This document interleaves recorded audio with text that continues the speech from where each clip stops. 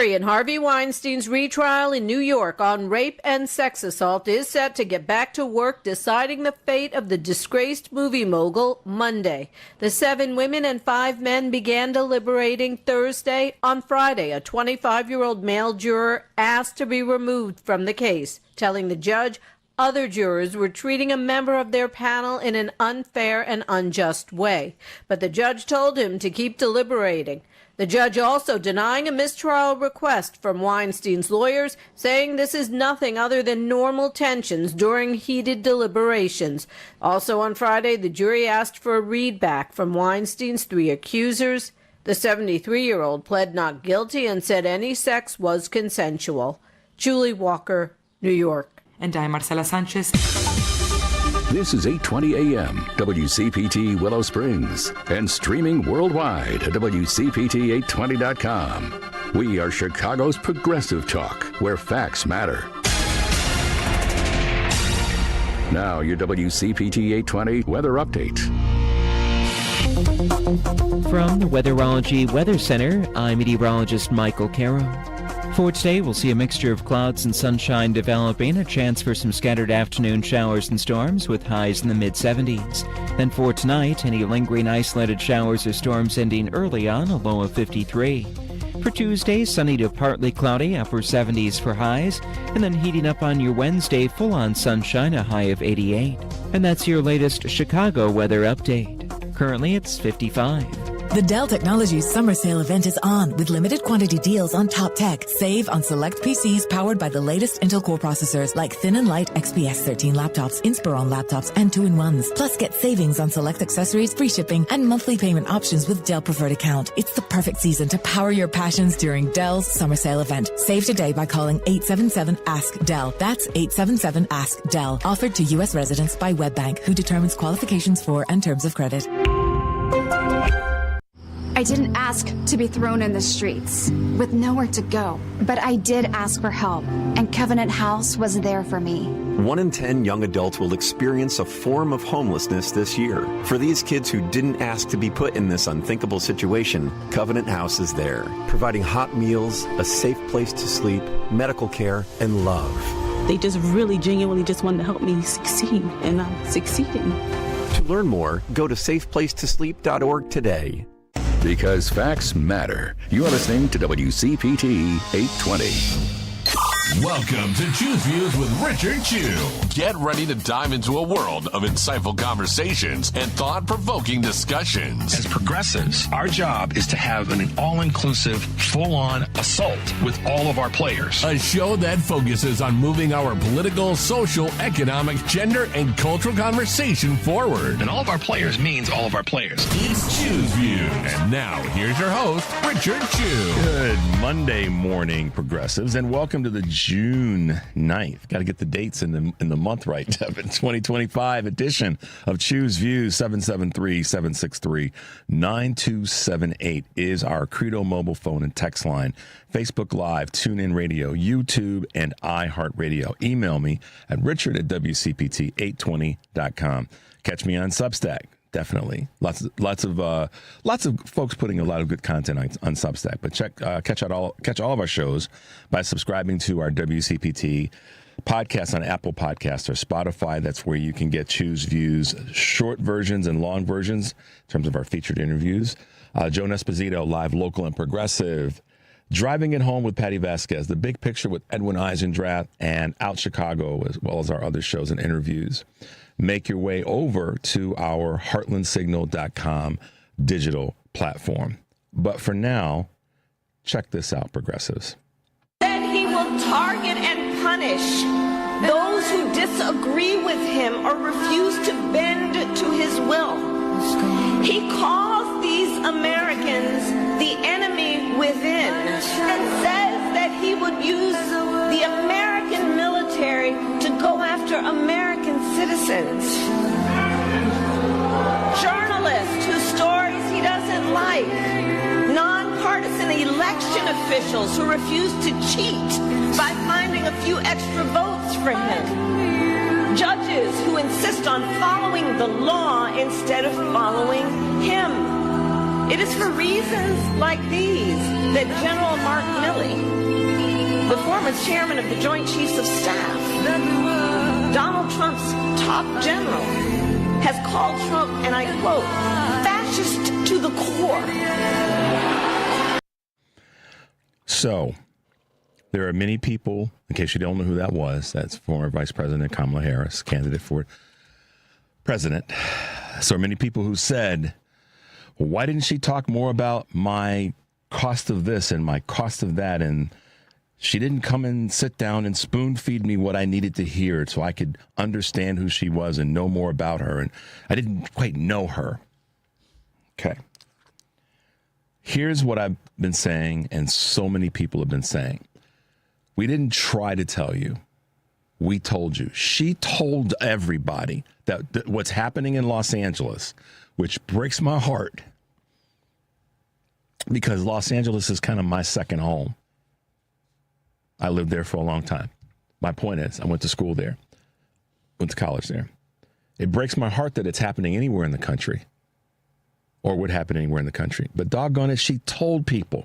How much more did you need to have her tell you, those who did not vote at all, or those who sat on the sidelines, or those that still want to criticize her and say, well, she didn't do this, she didn't go here. She said enough. She should have said enough for a thinking, plugged-in person to go, I don't want that.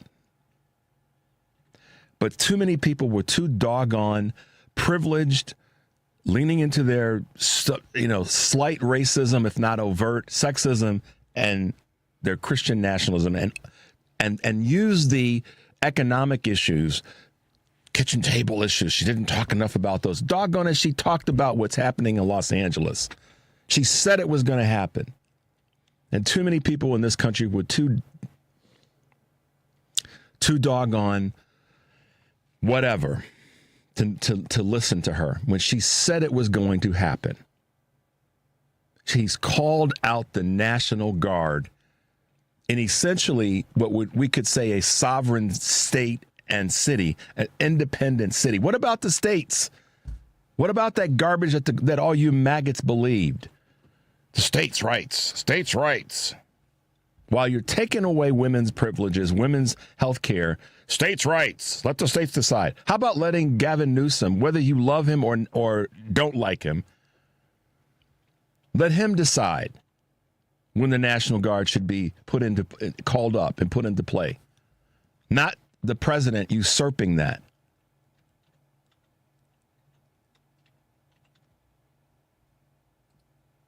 And so whether somebody wants to criticize me for where I stand with Vice President Harris or any other Democratic leader, this is the second time in an election against Donald Trump that a woman candidate, a strong woman candidate, a smart woman candidate, a extraordinarily competent woman candidate told us in an unfiltered way what would happen. And here we are. Here we are. And I'm a little bit ticked off behind the people that want to criticize Vice President Harris. I just got a text from someone says, bro, give up on Kamala. She lost. Okay, fine. We know she lost. Hello, water's wet. I know she lost. We all know she lost. But the point is that she lost because people didn't pay attention or were too doggone arrogant to say, and irrespective of all this garbage people want to throw about, I know how wrecked and problematic that there are things within the Democratic Party. And yeah, we can get into all kinds of sub-conversations. At the end of the day, what's happening now in every single front, on every single front, Vice President Harris told the country it was going to happen. Whether it be what she said about who he was going to go against with regard to the economy, here we are. Prices of anything, nothing's come down in a way that's relevant to the, quote, kitchen table crew. We're still fighting in the middle. We still got the issue in the Middle East. We still got the Ukraine war going on. And now we've got National Guard members in the streets of Los Angeles. Oh, by the way, Where was the National Guard, MAGA, and people who are moderate Democrats or moderate Republicans somewhere landing in the middle? Where were they when these insurrectionists invaded our Capitol? He didn't call them out. He sat back and watched. That's been documented now. Where were they then? So stop lying to yourselves, America. Stop the doggone lie.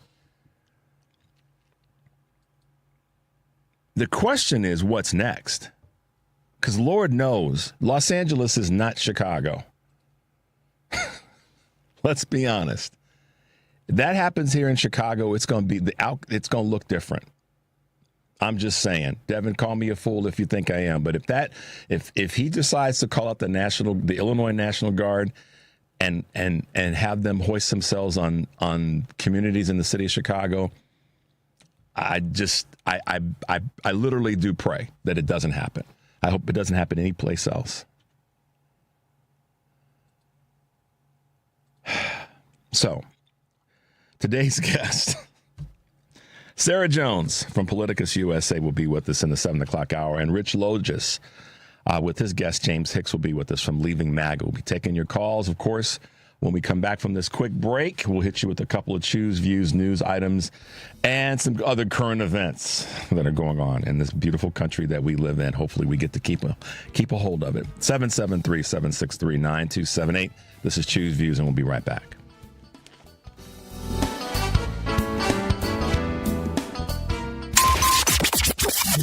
WCPT Replay. We are proud to have U.S. Representative Nikki Baczynski with us here this morning. How are your constituents in your district holding up? A lot of people are really scared, I'm going to be honest. I mean, we have had at least one teletown hall. We had almost 10,000 people on it. And I would tell you, we typically only maybe get around 2,000. Wow. A lot of people were dying. I know. It's truly breathtaking. And I would say 5 times. And I would say at the end of the call, there were still 2,000 people on the line. And what that says to me is people are paying attention. What I heard from the questions that were asked are people are very concerned. They want to know rightfully, what am I doing to fight back? They want to know what they can be doing. And some of the things I've been trying to work on is what can we be doing to channel this energy to fight back? Keep listening to WCPT 820 because facts matter. Because facts matter. You're listening to WCPT 820. Good morning. You're waking up with Richard Chew. Good morning. Good morning. Good morning. We're live and ready to hear from you. Text or call us now at 773-763-9278. Same number. Simple as that. Let's get the conversation going on WCPT 820. Chicago's Progressive Talk. Hey guys, welcome back to Choose Views, 773-763-9278. So I want to give some shout outs. Last week we were so fortunate to have just a bevy of wonderful guests with us. Beginning of the week, Ira Shapiro was with us talking about his book, The Betrayal, how Mitch McConnell basically screwed up the Senate. Mike Nellis, a political strategist. On Tuesday, we had Comptroller Susana Mendoza talking about small businesses and the things that she's doing with her videos. And I'm actually going to be trying to do some stuff with them, too, in the weeks to come. State Representative Mike Kelly was with us. Then on Wednesday, we had the first part of a 2-part segment with the Kent State professors, Dr. Chick Canfora and Thomas Grace, which really broke down why activism is so important. Kurt Mellett from Hoosier Blue 63, Patrick Hanley, who's running for office here in Illinois, Cliff Cash on Thursday, had a great event on Saturday in D.C., had a chance to catch some of the video of that. Brian LeMec was with us, as well as Sean Harris, who's running again and announced his candidacy to run in Georgia.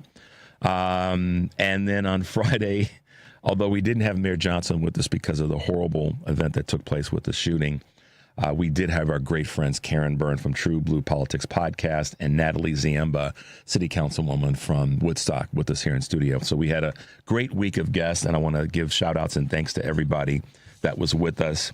And this week is going to be equally exciting and fun. As I mentioned earlier, Sarah Jones will be with us this morning along with Rich Logis. We'll have a guest from Advance Illinois with us tomorrow. Addie Zwick will be with us. And then Wednesday, Kurt Muller will be landing his propeller plane here. We'll have a guest from Operation Push. Michelle Duster will be with us, author and historian, on Thursday. And then Friday, Karen Byrne from True Blue Politics Podcast will be with us. So got a busy week and looking forward to it.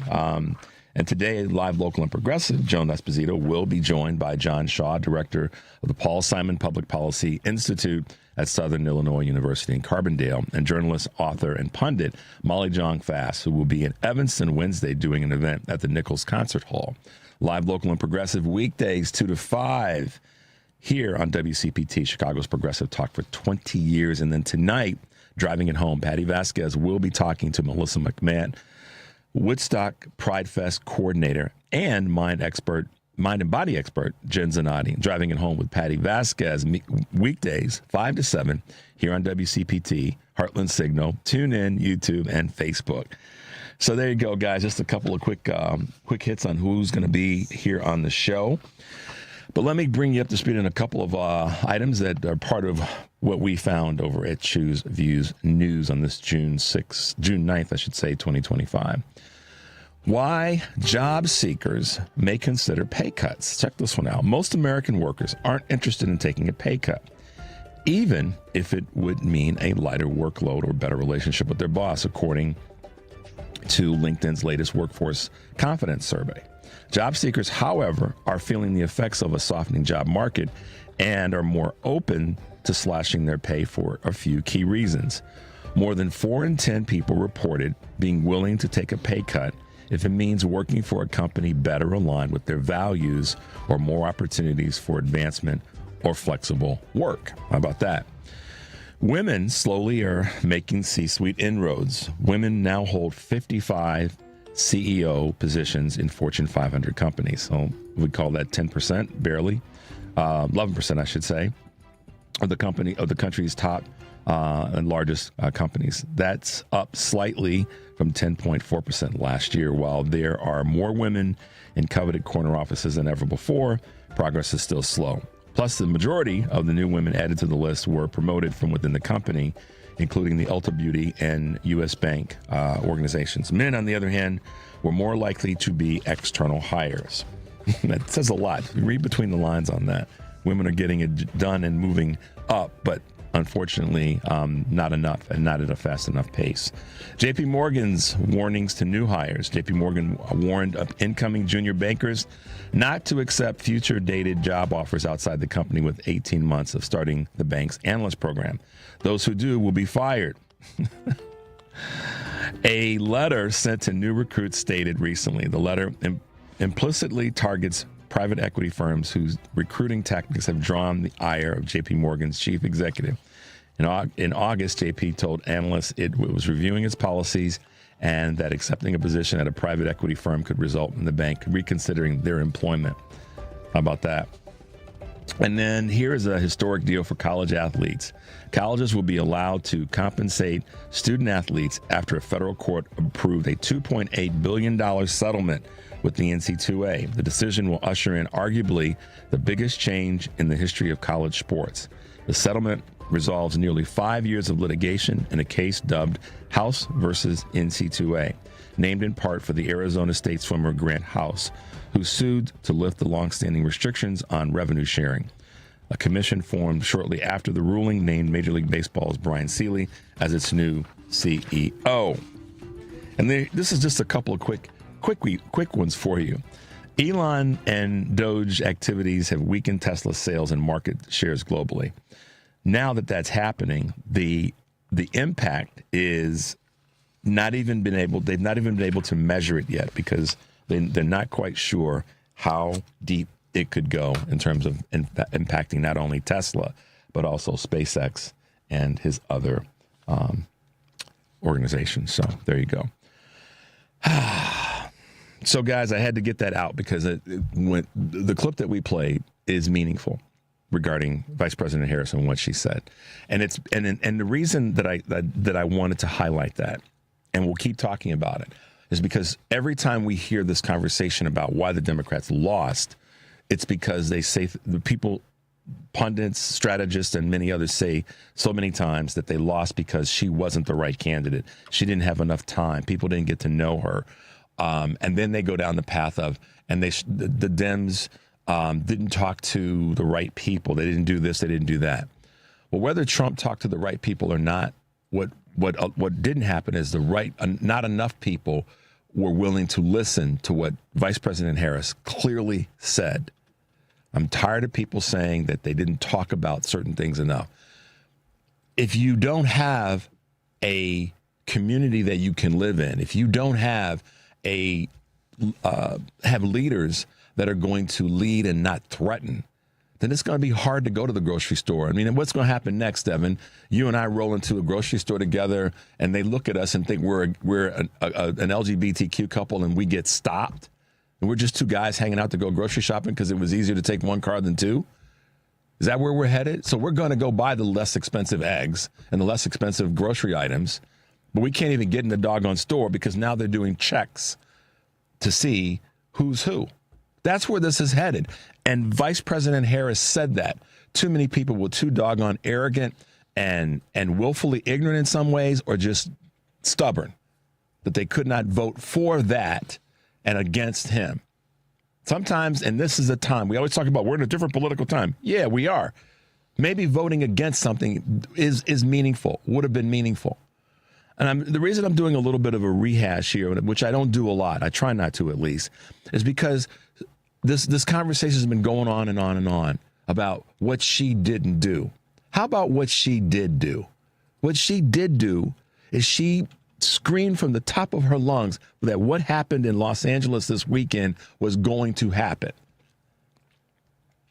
and that the economy would suffer under Donald Trump. Now, the economy, the markets, the combination of those two, plus when we look at the impacts of these tariffs, that businesses are all quaking a little bit. What the heck else would you want her to talk about? She said it. Loan assistance, helping businesses. I mean, safety, not people coming and knocking on your door to yank you out of your houses. Finding a way to make it so that those who weren't here with all the exact paperwork could get the right paperwork, and we could be able to help those folks move forward in our country. I saw a statistic this weekend that there's well over 600,000 people that are here illegally from where? Not from Mexico or brown countries. They're from predominantly European-esque, white European-esque countries that are here illegally because much of their documentation has run out. It's expired in terms of the cards that they may hold to be here in the first place. So I'm sick and tired of this. She didn't say enough. She didn't come spoon feed me on my front porch what I wanted to hear. You should have heard when not just her, but so many other people said, this is what Donald Trump would do. You should have heard, or if you were too doggone lazy to open up Project 2025 and call your representative and go, is this true? Are they trying to do this? See, sometimes what gets me is when people blame without taking responsibility. And heaven help us if this spreads to other major cities, y'all. You just don't know. And that's the march that they're on, disguising it as taking out illegal criminals and rapists. How in the hell is a woman with a baby in her arm out there raping somebody? I mean, help me understand that one. How is she out there raping someone? How about finding a way to help? I'm frustrated this morning because people didn't listen, or that those that did chose to pull the curtain down and say, yeah, she's wrong. She doesn't know what she's talking about. She's a woman. She's a black woman. What the hell does she know?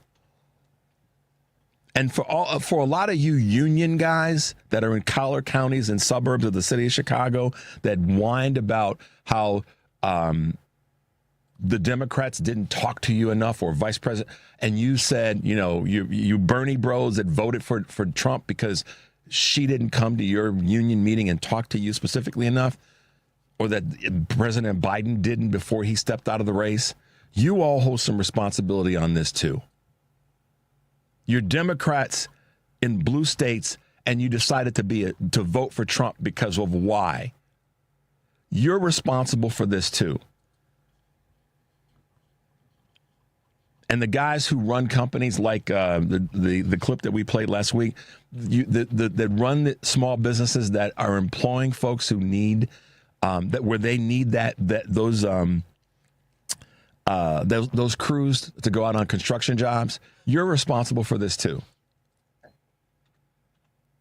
So I'm fed up with this. Keep blaming the Democrats and I mean, at some point, America, you got to stop and go, that's going to be bad for us. And you didn't do that. You took the position that, we know better. She doesn't know what she's talking about. She's wrong. You did the same doggone thing with Hillary Clinton, and look what that got us.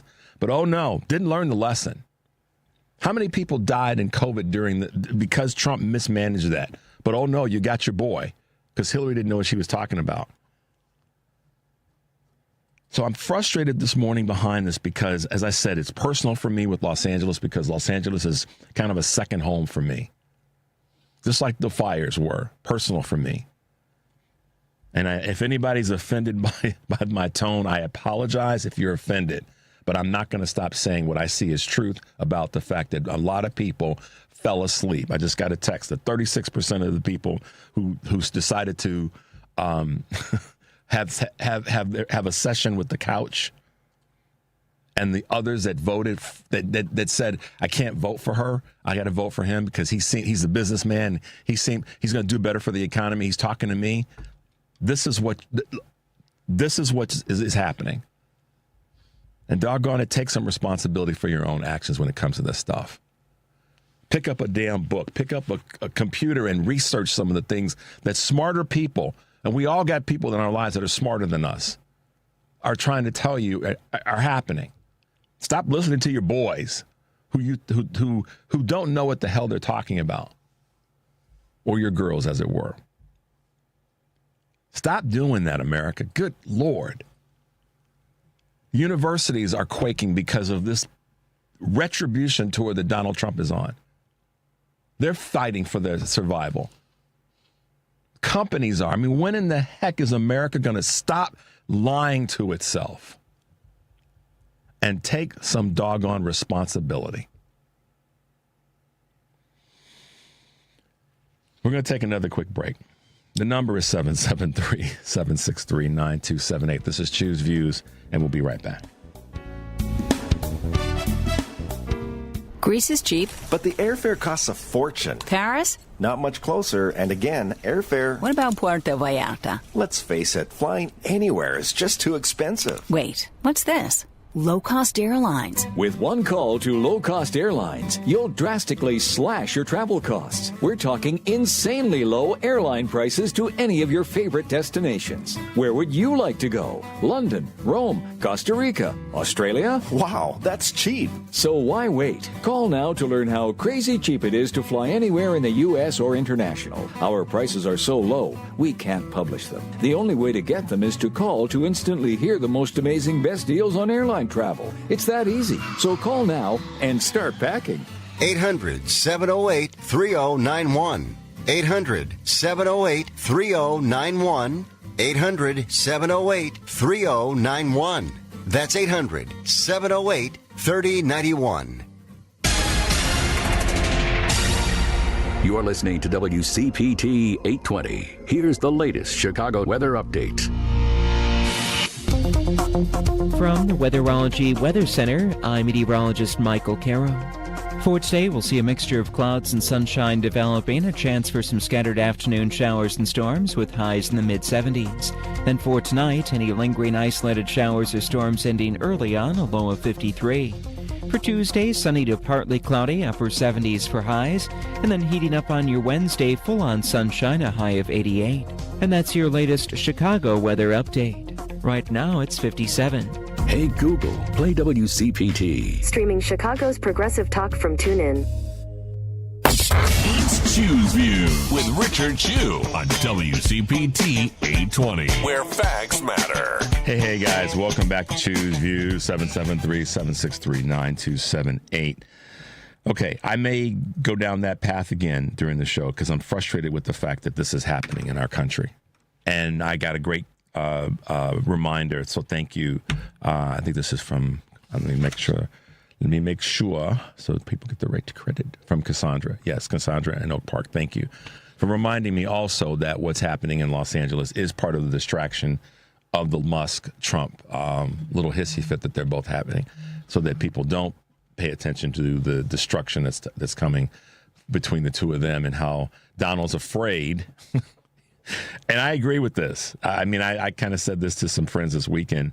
Yeah, Donald's afraid that Elon's going to spill the beans, go run off to some island. And the ladies and I, Karen and Natalie and I, talked about this a little bit on Friday, that Elon's going to spill the beans and provide some cover for himself. And, you know, they were going to end up with J.D. Vance as president, which would be equally, if not worse, bit of awfulness. But, Donald is once again playing the distraction game, but at the cost of people's lives and people's safety and people's belief systems. That's the cost there, the raw, direct cost. And irrespective of anything that, well, let me rephrase this. Everybody was told this was going to happen. And as Kamala Harris said in one of her speeches, and can you believe they wrote it down? I mean, I'm paraphrasing loosely. She said in one of her speeches, and can you believe they wrote it down? Meaning Project 2025, unitary executive theory, which means gives the president in part the power to do what he's doing now, and the immunity. And so John Roberts as well. So see, this is one of those moments where I can do a little bit of history here. For those that are wondering, okay, so yeah, we didn't just get here in one moment. That's correct. Or the people that are saying we didn't get here just in one moment. That's correct. So case in point, the Supreme Court that we have right now is largely due to the fact that a lot of people decided not to come out and vote. When? During the midterms and when Barack Obama was elected president in his first term. A lot of people said, oh, God, it's so great. I voted for him. You know, I voted for the black guy. But you didn't turn out in the midterms. We lost the House and Senate. And the Supreme Court started to make a more radical right shift at that point. We've had opportunities to have people in place. See, this is the point I'm making.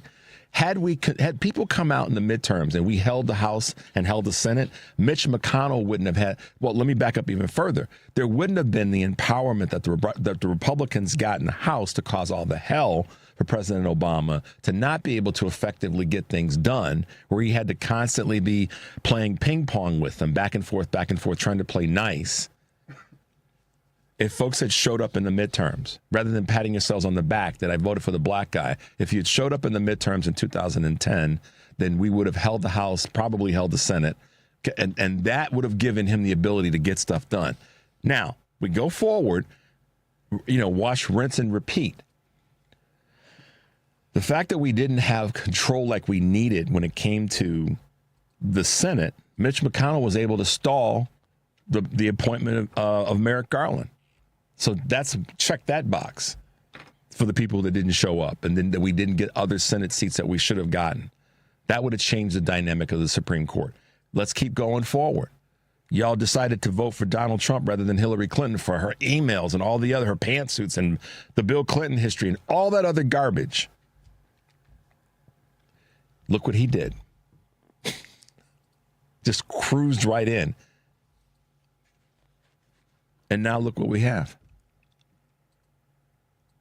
We have 6 radical right Supreme Court justices, and we bend ourselves in the pretzels trying to figure out what side of this conversation Amy Coney Barrett is going to land on, depending on how she woke up one morning. And is she going to vote with the liberal judges, or is she going to vote with their conservative boys?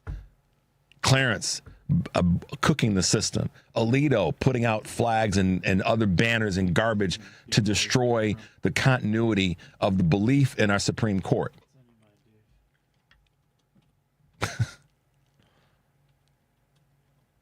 A dude that is accused of raping a woman on the Supreme Court. That should have been squashed when it gets that serious, and then the administration that's part of nominating him blocks the FBI having data to get to the truth But no, y'all want to keep voting for that. And they did it again. Did it again, y'all. So,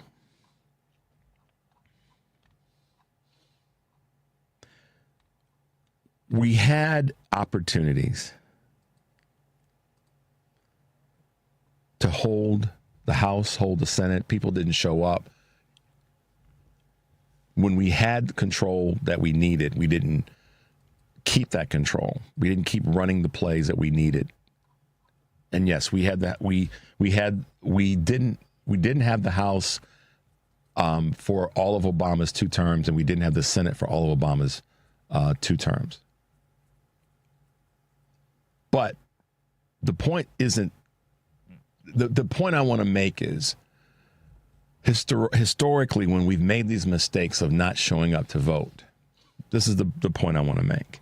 When we don't show up, we get what we have right now, what's going on in Los Angeles and what's going on in Washington in terms of the tearing down of the agencies that we need to keep our country strong and keep our citizens strong. And that's the part that is it's anger and frustration that comes with that, because we had opportunities and people decided that they just could not get the things to do the things that most basic things that would have helped us, and that's to get out and vote for people that were going to at least not harm you. At the very least, not harm you. And I can go back and look at this and say, Joe Biden wasn't trying to harm anybody. He was trying to help. Barack Obama wasn't trying to harm anybody, whether they voted for him or not. He was trying to help. Bill Clinton, same thing. Jimmy Carter, same thing. But look at the numbers of people that have died, lost their jobs, lost their wherewithal, lost their health under Republican administrations, and then they'll filter down to the states and how that's impacted our livelihoods in states and cities. It's been under Republicans' leadership on a federal level and, frankly, on a state level. Here in the state of Illinois, Rauner was trying to take things away from people. Pritzker's trying to help. It's that simple to me. It doesn't have to be any more complicated than that. We can go state by state of Republican governors versus Democratic governors. There's a few exceptions. We understand that. So don't get caught up in, but what about this guy? We understand that. Or this gal, this woman.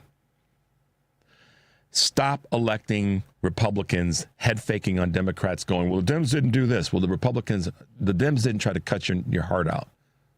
They wanted to get you to the emergency room so you could get care. The Republicans were putting in roadblocks to prevent you from even getting into an ambulance.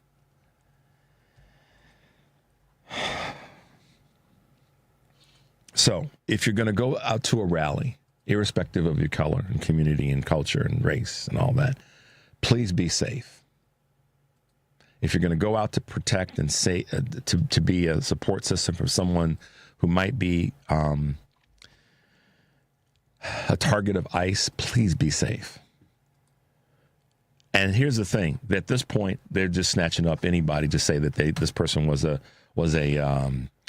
they were a contributing factor to harming the ICE agents. So they're snatching up folks that aren't even on the list. So I want you guys to be safe. I want you guys to be mindful. I don't want you guys to get out there and put yourselves in harm's way. Please, please, please do not do that. All right, guys. Now, let's talk a little bit about some numbers for a second. And this is the thing that I think is important about this big bill that's out there. And then we're going to grab a couple quick calls. Right now, it's very, very close on this bill. The Republicans can only lose 3 Senate votes on this big, ugly bill. And the senators that are most vulnerable in 2026 in terms of their upcoming elections are Susan Collins in Maine, Tom Tillis in North Carolina, Sullivan in Arkansas, Husted in Ohio, Moody in Florida, Cornyn in Texas, and Ernst in Iowa. As I've said before, call the switchboard.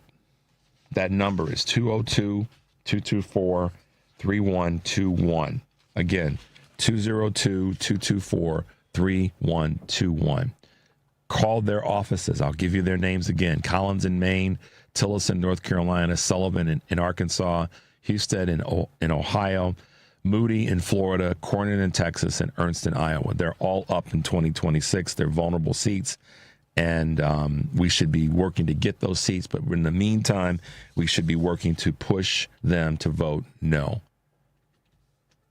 That's the opportunity that I believe we have and we should take advantage of. All right. Let's see. Let's grab a quick call before we go to break. Let's go to Al in Franklin Park. Good morning, Al. Welcome to the show. Hi, Richard. I have a couple of things for you. Go for it. And the first one is you just said, please be safe. Please be peaceful. You know, we need peaceful protests, and they want these to be to not be peaceful, and that's very important. That's how we're going to win, is if we keep these peaceful too. Yeah, good point, Al. Thank you for that reminder. And then as you are talking about the voters that didn't vote for Kamala, you keep saying you all and talking about you all, but those people listening to the show are not those people. It is everybody else who is too busy and not paying attention. Everybody is listening to you right now did vote for Kamala, or I would say 99% of them, or close to that, a very high majority. So that's another point. And also you said people are too doggone something. Well, they're too doggone busy. They're too doggone bamboozled. They're too doggone malleable. There are many reasons. You know, we got this media monster machine, you know, just out there doing everything they can possibly do to convince people that they shouldn't be voting, and so on and so forth. And they are spending every minute finding ways to just get votes and do it. The word's not coming to me. But you know, evilly. We actually have a clip regarding the Republican message machine. Listen, Al, I understand what you're saying about the you all, and so I'm not going to retract that and say I didn't mean to say it that way. I meant to say it that way. There are people out there that listen to all of our shows that listen. I'm talking to them. And I'm also talking to us in the sense that we need to work harder to make sure that as we go forward, we don't make any mistakes like that. I understand that a large portion of our audiences in the progressive conversation are already on our side. But I also know there are those who are out there, based on what I get. What you don't get to see, Al, are the numbers of communications that we all get from people who are detractors and people who want to say all the things that we did wrong and people that want to complain about what the Democrats aren't doing. So I'll be specific. Those people and the ones who voted for Trump are the people that need to hear that message. You're absolutely right. There's no question about it. So our job collectively is to make sure that they know that they messed up. And correct. And yes, we know that there's been distractions. We know that there's a media message machine from the right that spends all of its time working to distract people from. But at the same time, I'm talking about how we have to make sure that our effort and our work is focused, laser focused. Correct. Just make sure we say that we understand that there are so many good people listening as well. And I don't take that for granted, Al. I hear what you're saying, and I get what you're saying in that space. So I appreciate your contribution and your reminder. And I got two more things if you got time or not. Make them quick. One, we should be focusing on one person. You know, you talked about the one person that made a difference, and we look at all the one persons on our side that made a difference. Like John McCain is one example, and you can think of so many others right now, and why is John McCain the only one coming? You know, we had places where one vote made a difference to win democratically. So every person counts, every vote counts. You know, and they understand that real well right now. And my last one is just an interesting thing to think about. And what do you think Kamala Harris is thinking right now? What do you think Joe Biden is thinking right now this minute? I'm sure they're thinking about how to make things better and what they can do in the future. What do you think Donald Trump is thinking right now? What do you think Vladimir Putin is thinking right now this minute? I mean, we have good people out there. They make mistakes, but the evil people we are. What do you think Roger Stone is doing right now? What do you think any of these people in the right-wing media or in the what do you think? What the heck is his name? I can't come up with it, but anybody in the Trump administration, all these people, they're not trying to think of how to help people or do anything good. They're right now, right this minute, they're trying to think of ways to get. Well, you know what I mean. Well, yeah, I do, Al, and I'm glad you got it out this morning. So I can hear that in your voice. I'm glad you got it out. But at the same time, what we know, see, we're going to be the party that's talking about moving forward, which is what I said a moment ago. Not one of the presidents that we've had, and when we look at leaders in the Democratic Party, have been talking about things that are going to hurt people or take away from people. That's how we move forward. We have to focus on those parts of what we do.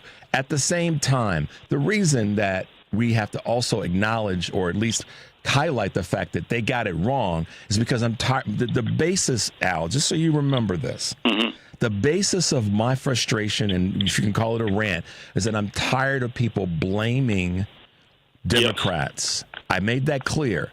Yes. I made it very clear. I'm tired of people blaming when this was told. It was made perfectly clear.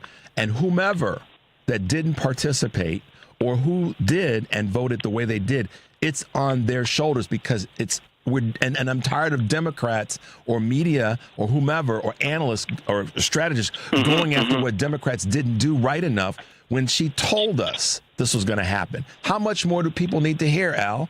I mean, I don't get that. Understood, but there are people that aren't hearing because they are not in our media bubble. But I get that. I get that.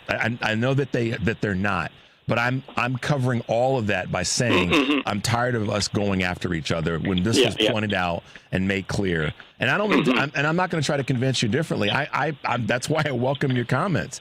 And I agree 100% with what you're saying, but heck, you focus a lot on the future and how to make things better, which is all we got to do. And one real quick, NoKings.org is where you go and you find out where the protests are and how to get to them. And I think we were up to 1,600 last Thursday, and so on the Ezra and Leah call they have. So think how many we're up to now, and so just a point, NoKings.org. Got it. All right, Al. Thanks for your call and thanks for your contribution as always. Sure. All right. Talk to you soon. Bye now. Bye. All right, Devin, let's go to a quick break. 773-763-9278. This is Choose Views, and we'll be right back. This is a WCPT Veteran Minute. In the midst of World War II, a group of Native American soldiers known as the Code Talkers became silent heroes. The U.S. military faced challenge of secure communications on the battlefield, and these men, primarily from the Navajo tribe, were enlisted to develop an unbreakable code. Using their native language, which had no written alphabet, they transmitted vital messages that were indecipherable to enemy forces. The code proved to be an essential asset, particularly in the Pacific Theater, where it helped the Allies win crucial battles. The Code Talkers' courage and ingenuity saved countless lives and turned the tide of the war. Yet, their contributions remained largely unknown until decades later. The legacy of the Code Talkers stands as a testament to the strength, resilience, and valuable service of Native Americans during one of America's most devastating conflicts. This has been a WCPT Veteran Minute.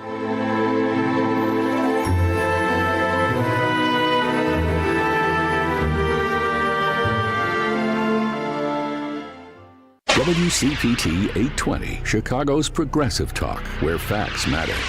It's Choose Views with Richard Chew on WCPT 820, Chicago's Progressive Talk. Hey guys, welcome back to Choose Views, 773-763-9278. Let's grab another quick call. Let's go to Dave in Hoffman Estates. Good morning, Dave. Welcome to the show. Good morning, Richard. I'll try to be quick. No problem, man. You were talking about rallies. Nobody covered there was one Friday in D.C., the Unite for Veterans, Unite for America rally that was done there. And our very own Senator Connie Duckworth rallied the crowd as one of the scheduled speakers. Yep, I saw that. She spoke out of many of Trump's policies and the so-called One Big Beautiful Bill legislation working through Congress to enact Trump's agenda, as she described as a middle finger to our heroes by offering tax cuts instead of keeping jobs. The crowd in response raised their own middle fingers to the sky. Yeah. And you guys should check that out. If you can Google it and find it, it's a really powerful statement and presentation on her part. And yeah, that was good stuff. Yeah, and she ended off pretty much saying, "You deserve better. You earn better," Duckworth said during that remarks. And there's a good rally also that our friend Cliff Cash was a part of on Saturday, this past Saturday.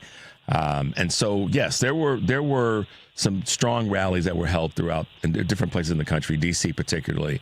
And, you know, as I said a moment ago, if you're going to go out and be participating in a rally, be safe. And as Al said, to his credit, be peaceful, but be both. Be peaceful and be safe.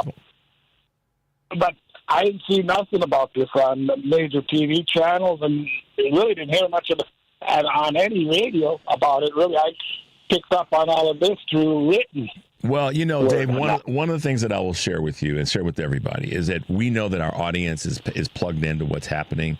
And, you know, one of the things that we try to do is bring as much to you as we can, and relevant and timely as we possibly can. So if you don't see it, but you know it's out there, I think we're at the point now, and take this with all the sensitivity that it's meant. If you see and hear something and it's not reported by a mainstream or progressive media or any other outlet, then it's really kind of your responsibility to share it, because we got social media. We have all these tools that we can say, let me put this out here. Let me send this to Richard by email. Let me get this to the folks at CPT and hopefully encourage them to talk about it. Because sometimes, you know, people just don't see everything. And you followed in the past, I pretty much have been the one that's brought up stuff about military and what's going on. You know, it's kind of like, if not me, then who? Well, I won't take your thunder away there, Dave, but there are many people that contribute a lot of different things to all of our shows. And so, you know, I mean, you have definitely covered a lot of historical and a lot of military, and there's others that have done that too. So my point is, I think we are at a point now where we all have to, if we see something or hear something, let's put it out there. Let's get it to somebody that may have another voice or a louder voice, so that we can share those things. And the Duckworth presentation was fantastic. You're absolutely right. Yeah, you're speaking to the choir here, brother. But you know, because a lot of people just go buy those yellow loop ribbons, stickers, or put pins and put them on, and they say that's good enough. I've done my bit for the veterans, and it don't cut it. It doesn't, without a doubt. All right, Dave, thanks for the call. Thanks for the contribution. Appreciate your call. All right. Thanks, man. Bye now. All right, let's grab a quick call from Rick in Florida. Good morning, Rick. Welcome to the show.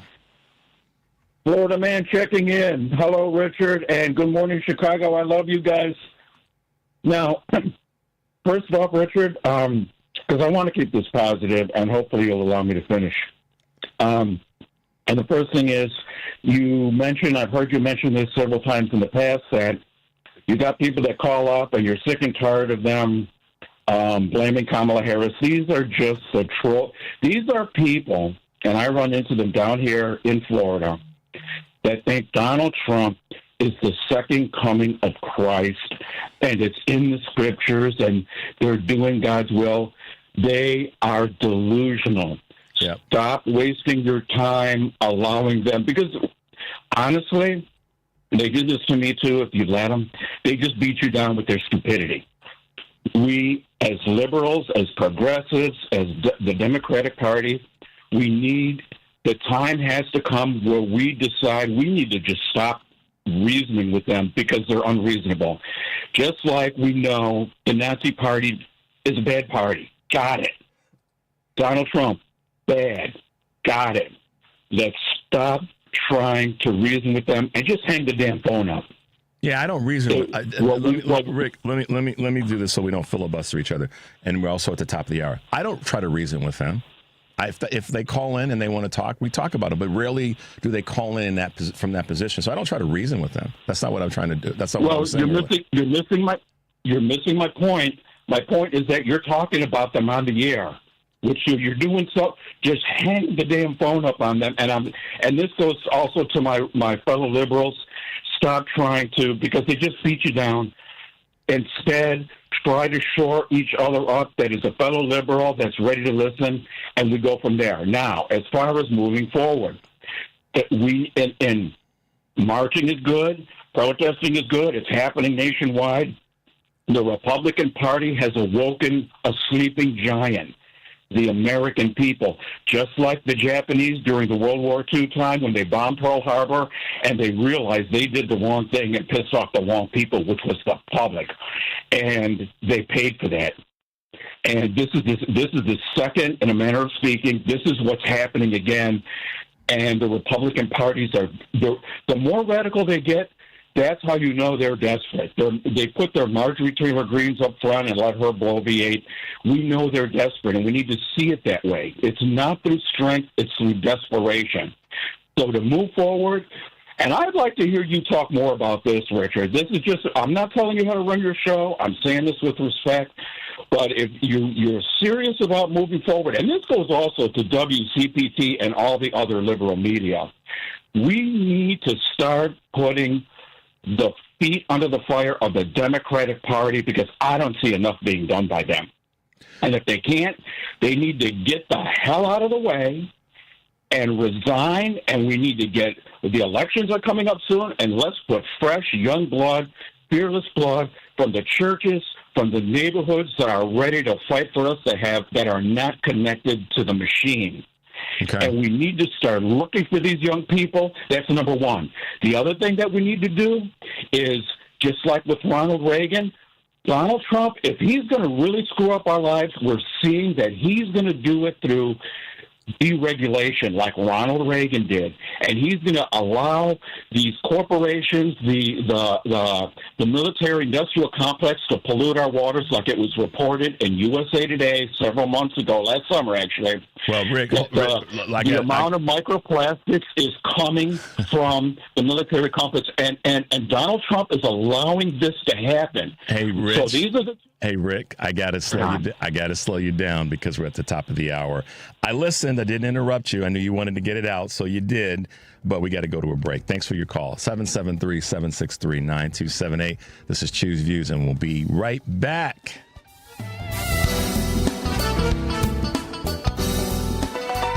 Check up on health with Chris Whitting. Radon is a gas that causes thousands of cases of lung cancer every year. Exactly how many is not entirely clear, according to Dr. Phil Price, a physicist at the Lawrence Berkeley National Laboratory. The government's own number is really uncertain. The best estimate is between 15 and 22,000 per year, but they say it could be as low as 3,000 or as much as 33,000. So, should you be concerned about your family's health? If you are in an area where radon is an issue, that is, you hear about it from your neighbors and you look online and there are radon mitigation companies in your area, then you probably live in an area with elevated radon, and you should probably do a long-term measurement and decide whether to fix your house. If you don't live in an area where any of that's true, you never hear about it where you live, then probably you don't live in a high radon area, and especially if you're a non-smoker, you might not want to worry about it. For Checkup on Health, I'm Chris Whitting. From office supplies to IT essentials, Amazon Business provides tools that help you save costs and make insight-based decisions. Learn how to bring your visions to life at AmazonBusiness.com. AP News, I'm Marcela Sanchez.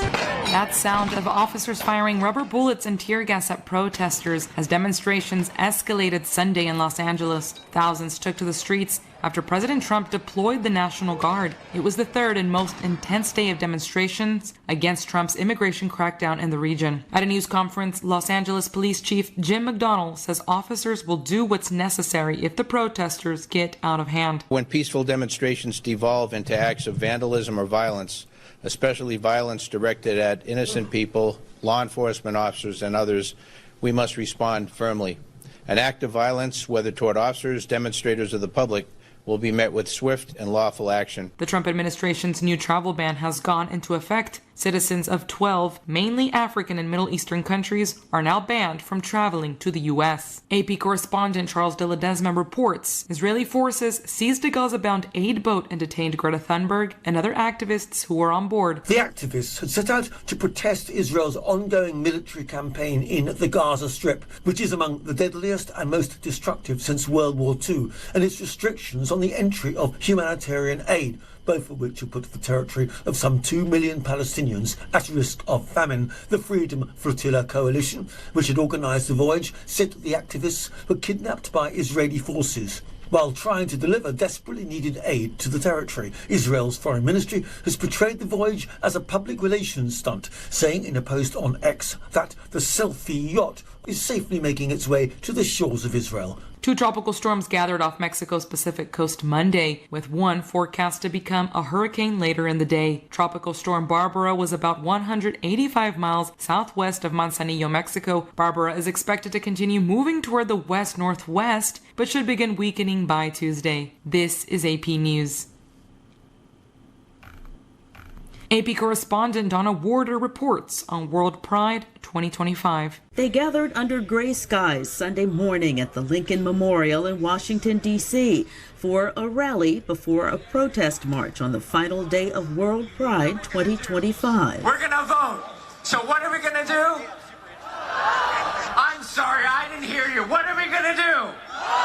Transgender actor and filmmaker Brian Michael Smith. I am someone who knows what it means to walk into rooms, to walk onto fields, to walk into places that I've been told I shouldn't be there. Smith says there's an attack on democracy and that today's targets are trans people, queer people, black and brown people, immigrants, and women. But he says it won't just stop there because it's about dismantling democracy in and of itself. Donna Warder, Washington. And I'm Marcela Sanchez, AP News. Have a good morning. This is 8:20 a.m. WCPT Willow Springs and streaming worldwide at WCPT820.com. We are Chicago's progressive talk, where facts matter.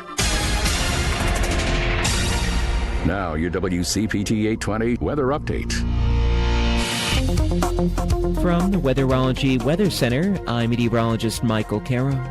For today, we'll see a mixture of clouds and sunshine developing, a chance for some scattered afternoon showers and storms with highs in the mid-70s. Then for tonight, any lingering isolated showers or storms ending early on, a low of 53. For Tuesday, sunny to partly cloudy, upper 70s for highs, and then heating up on your Wednesday, full-on sunshine, a high of 88. And that's your latest Chicago weather update. Right now, it's 57. Millions of Americans take medicine like Ozempic and Zepbound. Many of them are overpaying by thousands of dollars a year. These GLP-1 medications for diabetes, weight loss, and more may not always be covered by your insurance, but GoodRx can help. GoodRx helps you save every month on prescriptions at over 70,000 pharmacies nationwide. Best of all, it's free to use. Check GoodRx to save on GLP-1s. Just go to GoodRx.com/GLP. That's GoodRx.com/GLP. GoodRx is not insurance, but can be used instead of insurance, including Medicare and other federal and state-funded programs. This is WCPT 820, where facts matter. Welcome to Choose Views with Richard Chew. Get ready to dive into a world of insightful conversations and thought-provoking discussions. As progressives, our job is to have an all-inclusive, full-on assault with all of our players. A show that focuses on moving our political, social, economic, gender, and cultural conversation forward. And all of our players means all of our players. It's Choose Views. And now, here's your host, Richard Chew. Hey, progressives, welcome back to the show. 773-763-9278 is the Credo mobile phone and text line. Okay, guys. A deep breath. I know that some are sitting in different chairs in this conversation or are what we covered in the first hour. It needs to be said that this is where we are, and we were told, and some people didn't respond to it. And yeah, we need to move forward. We have to. That's the only way is forward. And we have to continue to galvanize, which we talk about on our show every day, about moving forward and how we take back control and what we have to do. So I hear what you all are saying, whether you're sending me a text or you've called in, and I get that. So remember when I say things like we have to fight harder, it's because I'm wanting us to fight forward and win. It's not to relive the past, relitigate the past, but I'm not going to not talk about something that we were told and how many people didn't respond, left, right, and in the middle. So, speaking of left, right, in the middle, we've got a great guest with us, our one of our new partners in crime. But before we bring her on, I want to play a clip regarding something that she talked about this past week, and this is a clip from David Jolly, who was on the show a few days ago. I'm not sure the recreation of today's Democratic Party goes through Washington. I actually think in a midterm election it goes through state houses. And here's what I share with Democratic clubs. I actually resent, and I think it's wrong, when some Democratic leaders say we have to rush to the middle, some fictional moderate point on the left-right spectrum, or we have to find threads of Trumpism that we can embrace. That's wrong. When Schumer and other elected Democrats who try to race to the middle tell their base they're wrong, no. The base is right. Some party has to stand up for the marginalized, has to fight for an economy for all people, a government that works for all people, freedom for all people, dignity for all people. I just think it's a matter of, in 26, meeting voters where they are at. What are they most concerned about? You and I are in Florida. It's an insurance crisis. It's a voucher crisis. It's abandoned public schools. It's a corruption of ethics in Tallahassee. Perhaps it's utility rates. Pick your state, Michigan, California, where we're going to see some midterm races. I think Democrats have the opportunity to show voters we are on your side. We want to solve your problems. That's very hard in federal races where the issue is all about Donald Trump.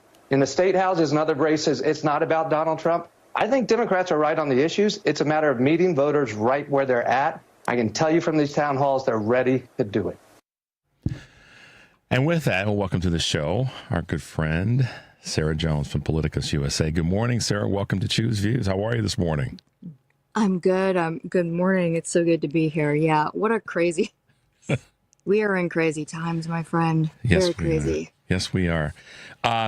So in the first hour, I went on a little bit, and you wrote a couple of pieces that we'll talk about. I went on about the fact that we were told, and as imperfect as the Democratic Party is, our goal is to continue to fight and to run forward, and it's so much that we have to do to fight forward, and we don't have to be overly critical of ourselves. We have to use that energy to move ourselves forward. That's what we have to do. I think everybody that listens to my show recognizes that that's the position that I take.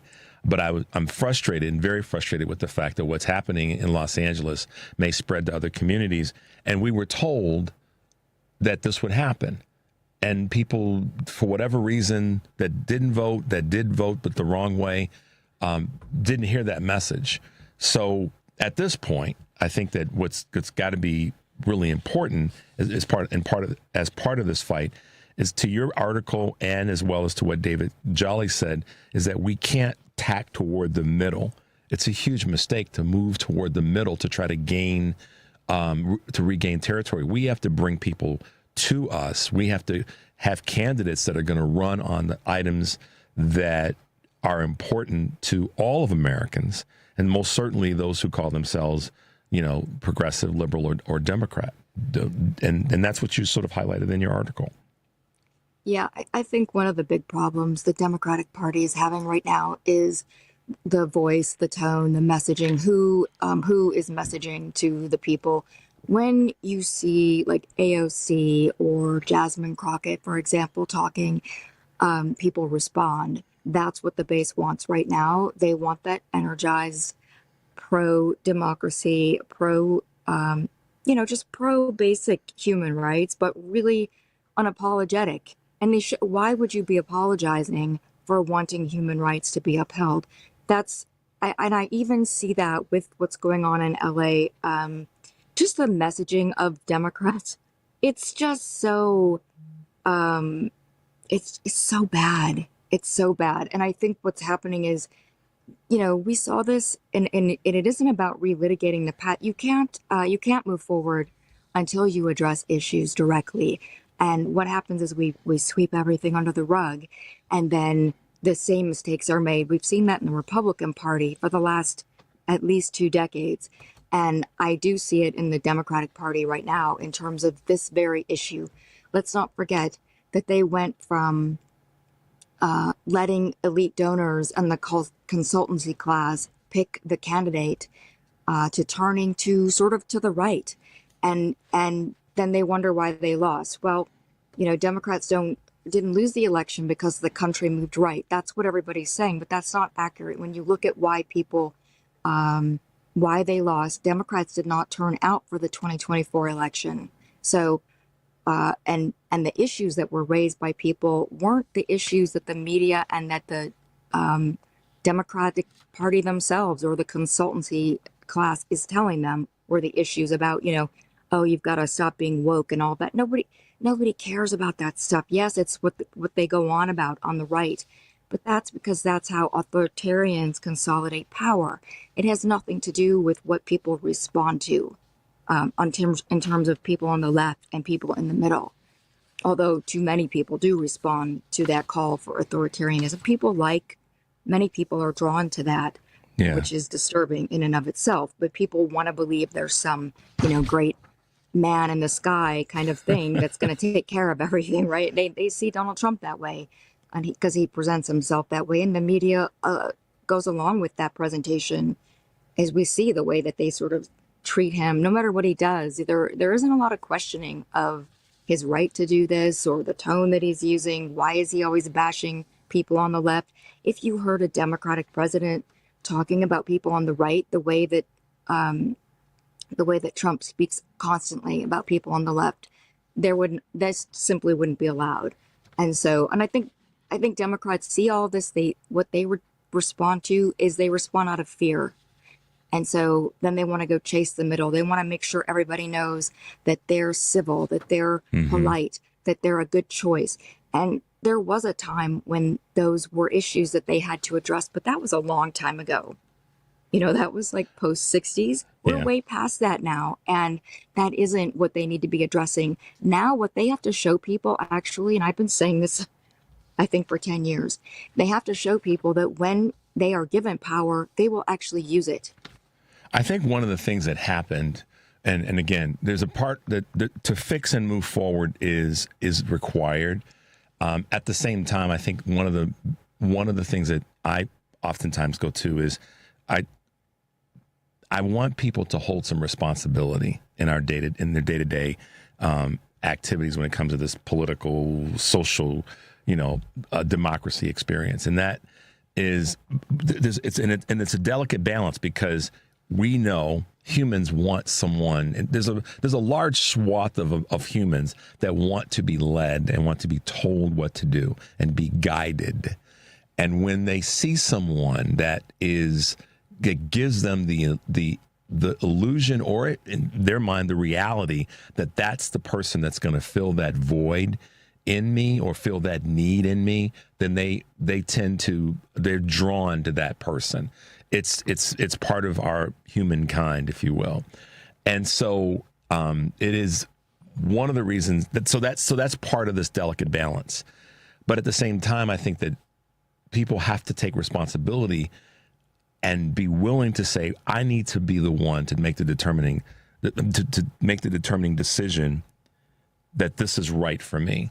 And I think a lot of times that's where I wonder, and I ask this question, what is it that's going to get people going to allow people to be more responsible in their decisions? And when it comes to voting, I think that this is where that's what we can tap into, is how do we draw more people into the conversation that are willing to vote in a way that's going to make sense for more than just themselves, but all of our community. And it's not even a lofty goal. It's just I think it's a read of where we are right now. The people are dissatisfied. We know that. But at the same time, I think people have to be willing to look at the candidates and vote for one that's going to make more sense. The delicate balance, as I said, and I'm repeating myself, is how do we find that balance? And Trump represented a lot of things for a lot of people. Does represent a lot of hate, a lot of anger, a lot of disenfranchisement, and probably 3 or 4 other bullet points. And to circle back to your original point about who the singular voice is right now in the Democratic Party and who that will be, who will emerge. It can't be someone that's going to attack to the middle. It's got to be, I don't think right now. I think it's because the middle is not where the good stuff is. It's not to the middle, and it's certainly not to the right. So to get to the right, you got to go through the middle, and I don't think we go through the middle. I think, like David Jolly said, it's going to be found in that person that stakes a position that's away from all this craziness, and at the same time is inspiring. Right. It's got to be somebody who's willing to fight for what is right. And these are basic things that we're talking about. We're not asking for the way that it's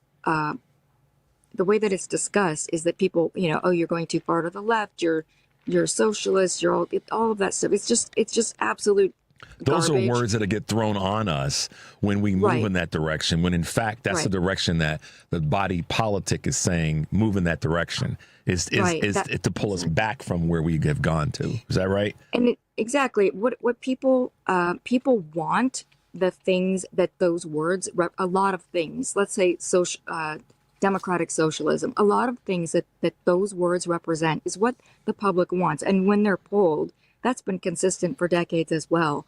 So that is exactly why the media and Republicans will criticize Democrats when they go there. They are terrified of a popular Democrat who embraces those things that people want. Because as we can see, Republicans have had to change the rules consistently over the last couple decades really since Nixon, before Nixon, in order to get people to vote for them.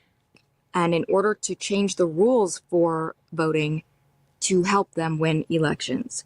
They wouldn't have to be doing all of that if what they wanted to do was actually popular with people. And that is the other reason why they weaponize propaganda. So it's very difficult to run against somebody like Donald Trump, who uses 3 words that he repeats constantly in this kind of fire hose of lies that he does with the confidence that he does it with. And he says absolutely garbage things, and the way he demonizes migrants and immigrants, for example, as a way to signal to people what he stands for. Mm-hmm. It's very hard to run against, so you're a Democrat running against that, and you want to talk about policies. No one is talking about policies, right? No one. Donald Trump is not talking about policies. How do you have a debate with somebody who doesn't care? Who doesn't come prepared to talk about policy because he doesn't know anything about it and he doesn't care. All he wants is power. And here's what's interesting about that, Sarah, and this is going to be a somewhat of a broad brush statement, but I mean, we both are making this a little bit. At the end of the day, a lot of people who have voted Republican in these last few elections, they haven't really given a darn about policy either. They've voted for 3 times. They voted for a person that was really more about sort of exercising their hate, exercising their culture disputes, exercising the things that they actually dislike about other people, but not really voting for something that is a policy that would fix the things that they're actually upset about. And they don't even, the thing that, and even I'll take that further because I live in this Trump district, so I'm surrounded by the way and I talk to them about politics, and what happens is the goalpost always moves. So they don't even, it isn't even that they hate this particular, they're told who to hate. Mm-hmm. And that is part of this culture that they live in. And the culture is where they get all of the community aspects, all of the approval that people seek in their daily lives. And that's why it's so effective. So they live in this epistemic closure kind of media bubble, and they are never exposed to other ideas. And in those worlds, they're told who to hate. And that feels really good when everybody around you is agreeing, and it's seen as this moral stance. Mm-hmm. And that's who they think they are, which is very different from how they are actually, who they are actually being. And I'm sad to say that, because some of these folks are actually what I would say are good people in the rest of their lives. And I know that sounds really odd to say. How can you be a good person when you're voting for so much harm? And I agree that people should be held accountable for that. But I think that if we just brush over that, we miss the fact that there is, brainwashing is too strong of a word, but there are cult-like aspects to what's going on. And it is drawing in decent people. And actually, we saw during the pandemic, we saw people that were on the left completely radicalized against their own beliefs by mental, the mental health crisis really that came about from the isolationism that happened during the pandemic, and the people being so sick. So you see smart people, smart authoritarians, they know how to weaponize all of these moments against people. So yeah, there is this huge swath of people voting against their own best interests. They don't even know, when you talk to them and ask them about a certain policy or something Trump said or something Trump did, for example, January 6th, immediately after January 6th, the Trump voter, very strong supporters that I spoke to, were horrified. But in the weeks that followed, they were propagandized too. And then they started to come up with, that was Antifa, that was, false flags, that was the FBI. And then they decided that it was actually a peaceful protest, because that's what Trump told them. And then they decided that it didn't matter, and that actually they had been doing something good there. And that's where they've landed. That's where they are now, where they're all heroes. Well, it's interesting that you said that. So what I find kind of compelling about that is, you said not necessarily brainwashed, but in a cult. The two gentlemen I'm going to have on the 7:30 hour will be talking about that, part of an organization called Leaving MAGA. And I've had a person on probably every other month at the beginning of the year when I look back. And in every case, each person has said that there was a certain amount of brainwashing that took place, and it was really driven out of sort of this hate mantra that, to your point, who do you hate? Who do you want to go after? Who do you dislike? But outside of that person wasn't really, they themselves have said, I don't know what happened to me, because that's really not who I thought I was, but I got drawn into this. And on a repeated, consistent basis, it was the hate for someone other than you, that looked different, that sounded different, that loved different, and the list goes on, than you. And that the Republican Party, the Trump messaging, the MAGA community had inspired them to let that hate come out.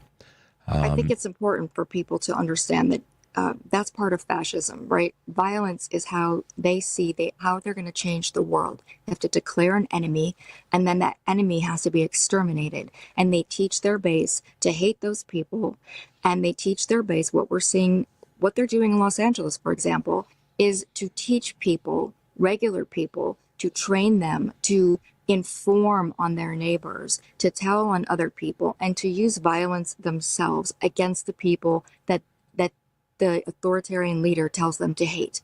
That is all. We've seen this throughout history. It's nothing new. Donald Trump is not a surprise. Everything he's doing, we can predict. So that is all part of what he does. And that's why it's important to say, yes, that what these people have done with their vote is horrible. But underneath that, there are people who have been misled. This is not, if they were outside of that echo chamber, they wouldn't be doing these things. Now, that doesn't mean they shouldn't be held accountable. And I think what needs to happen right now is those people that are the ICE agents who aren't even real law enforcement officers sometimes, these people all need to be held accountable for what they're doing. And there needs to be that sense that they will be held accountable. Otherwise, this is all going to go in the direction that they want it to go. So I'm not at all suggesting people shouldn't be held accountable for what they're doing, but I am saying that if we look at how they are being manipulated, it's really important to understand that, because we can't get through to people if we don't accept and understand how this is working. Yeah, that part there, understanding how it's working is critically important. And you know, Sarah, we know that a lot of people hear this message and say, you know, probably two things. You know, we're beating up on the Dems. We're not beating up on the Dems. I'm always criticizing and in an encouraging way about what we can do better, how we have to make sure that in this fight, and this is why the protests are so important and why we have to be mindful. The protests aren't just the ones that are in the streets.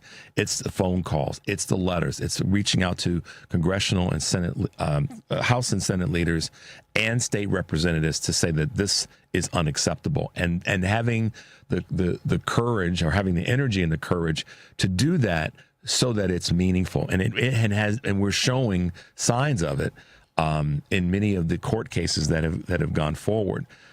So, you know, we know that we've got work to do, and I think that the people who are recognizing that are out there leading, they're out there speaking, they're out there yelling, and I'm talking about people that are elected officials. To the conversation that you and I are talking about as well, but I can't not say what a crazy a week, huh? I mean, from right. This is just what really I'm sure kind of frustrated you is that this is happening at a time when it doesn't have to be happening. We could be going in a different direction right now. We should be going in a different direction right now. And that's why we have to continue to galvanize and have these conversations to make sure that people are plugged in and people are aware and doing what they can do to continue to move us forward. Yeah, I would like just to say that what we're seeing in Los Angeles, for example, and the media is already calling these what's happening there riots, but it started off as largely peaceful protests against really brutal and inappropriate immigration raids. So I just want to make that clear before I sign off for the day.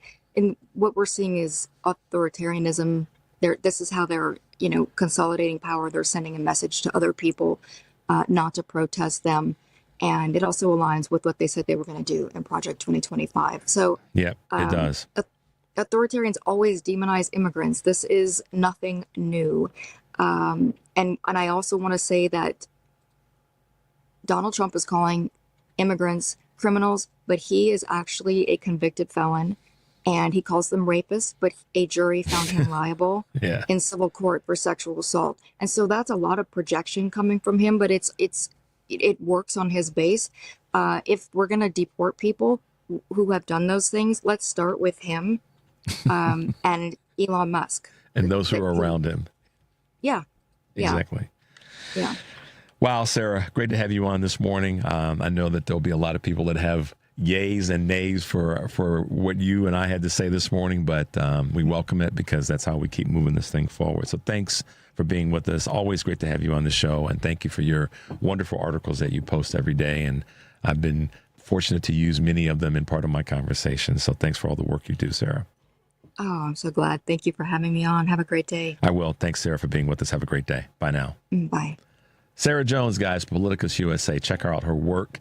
We're going to take a quick break. When we come back, we'll probably grab a call or two, and then we'll have our guest on, 773-763-9278. This is Choose Views on the Credo mobile phone and text line, and we'll be right back.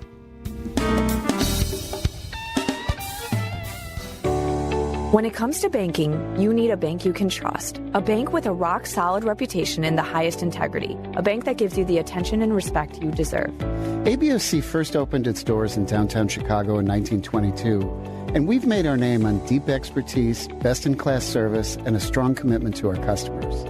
We know the Chicago business market inside and out and can help you craft the perfect banking solution, no matter what type of business you're in. And if you're looking for a banking partner for your labor union, we can bring the type of expertise that only comes from a bank that was founded by labor unions and still has union employees and shareholders to this day. Whether you need a deposit account, loan, trust services, or investment management, ABOC has you covered. Let's work together to manage your finances today while planning for a better tomorrow. ABOC, a bank built on a strong foundation. Visit ABOC.com to learn more. Member FDIC.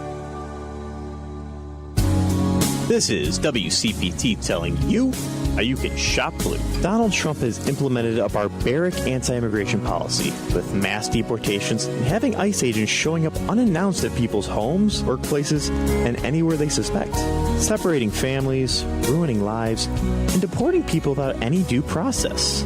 But one company is taking a stand against Donald Trump. Greyhound Bus Lines has implemented a no warrant, no boarding policy. This prohibits ICE agents to enter the vehicle without a warrant. Greyhound Bus says they want to guarantee the rights and civil liberties of their passengers. Greyhound Bus is the largest inner-city bus system in the U.S., with over 1,600 destinations. Maybe this will lead to more companies stepping up like Greyhound is. This has been WCPT telling you how you can shop blue.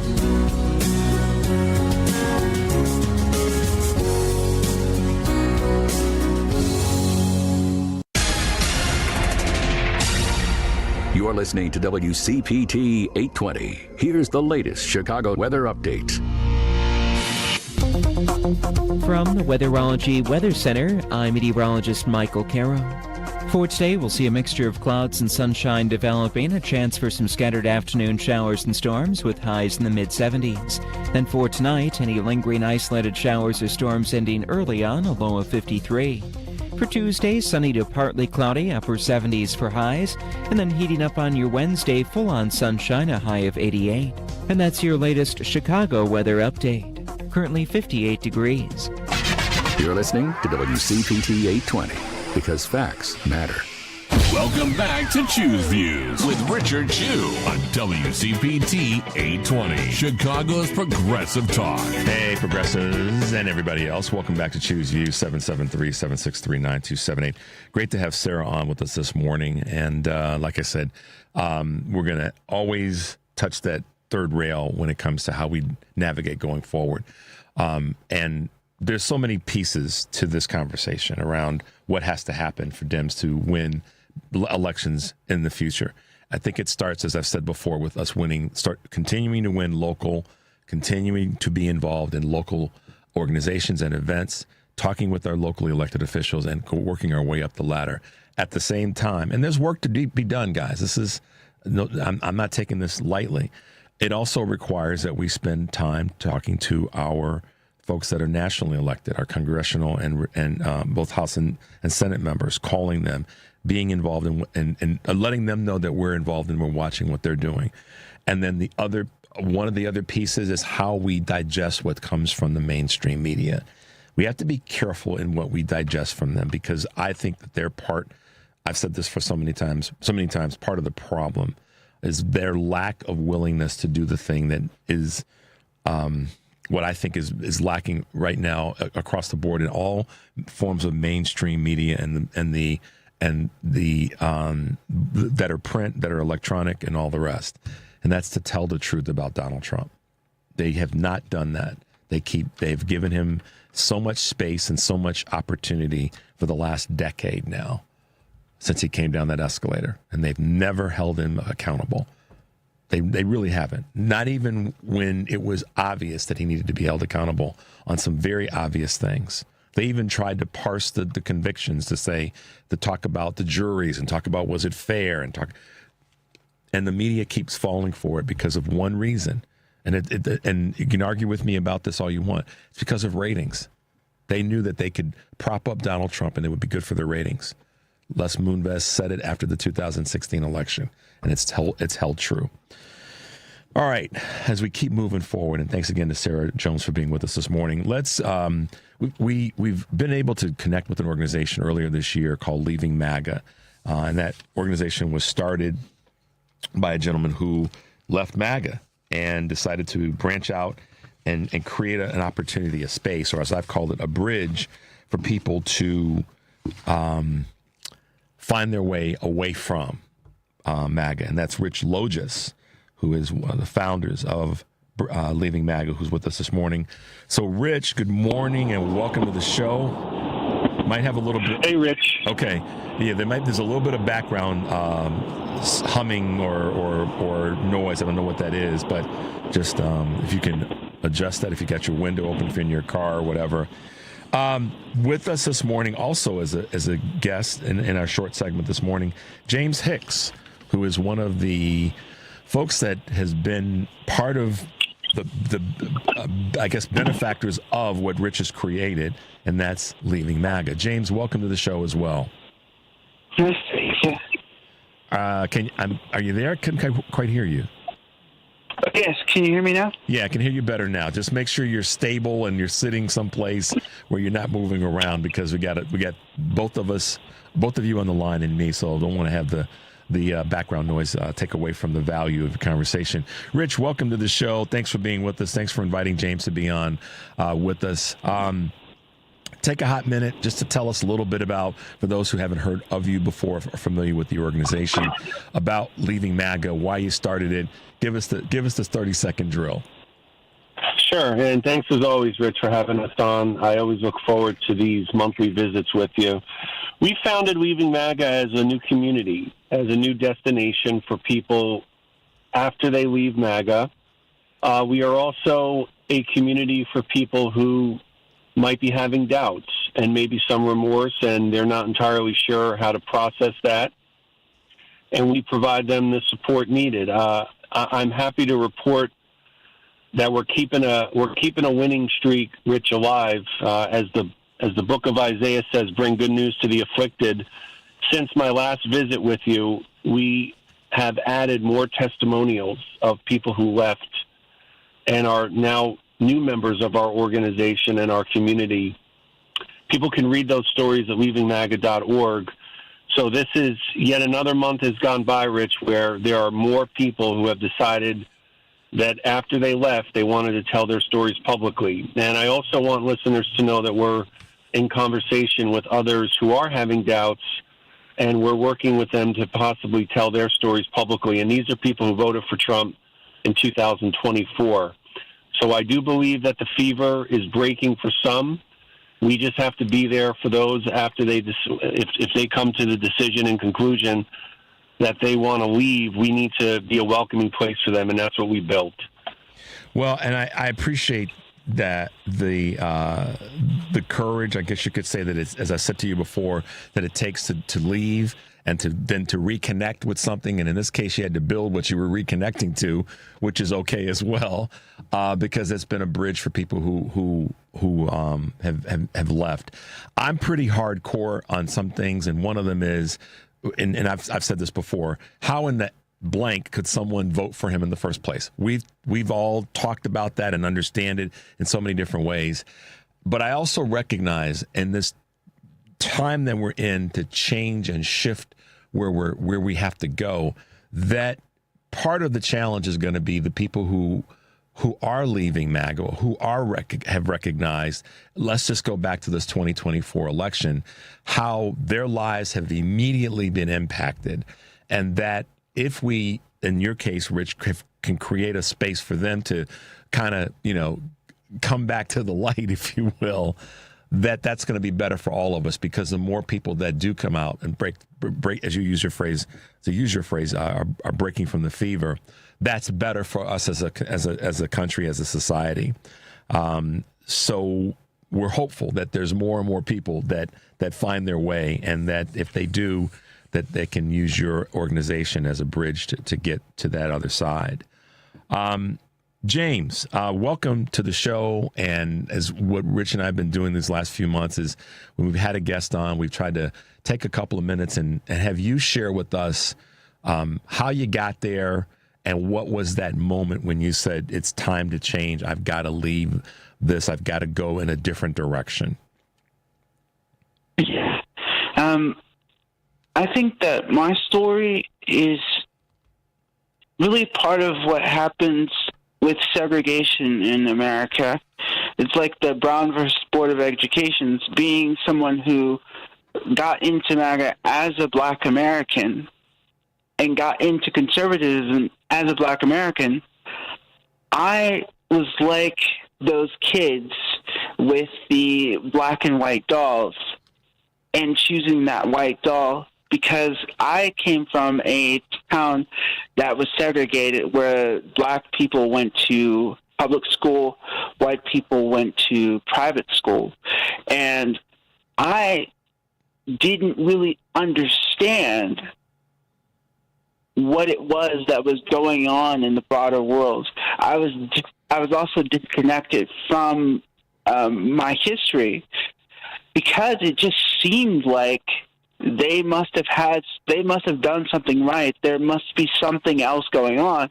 And as I was trying to connect and understand, I ended up into like conservatism, and ultimately I ended up finding myself supporting people who were suppressing and oppressing my people for generations.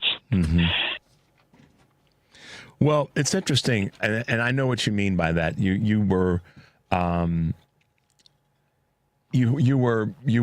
drawn to something based on what you just said that you may not have been fully informed of. You may have been susceptible to mistruths or distruths about your own community, our own community, and the next thing you knew, you were down this rabbit hole of believing that those who were of that community, of that